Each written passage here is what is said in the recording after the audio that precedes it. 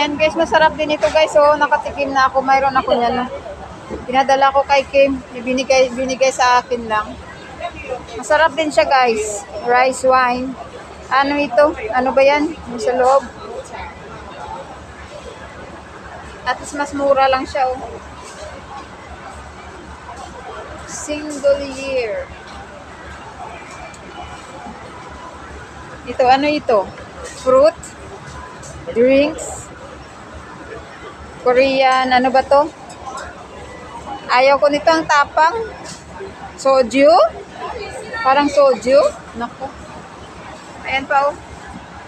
Ang liliit, ang mahal. Ayan, Korean. Ito nga, may maliit pa oh. Pero ang mahal, 95. Hindi sa malaki ka na lang, 129, di ba? Uy guys, ang aking earrings na ano, sumabit.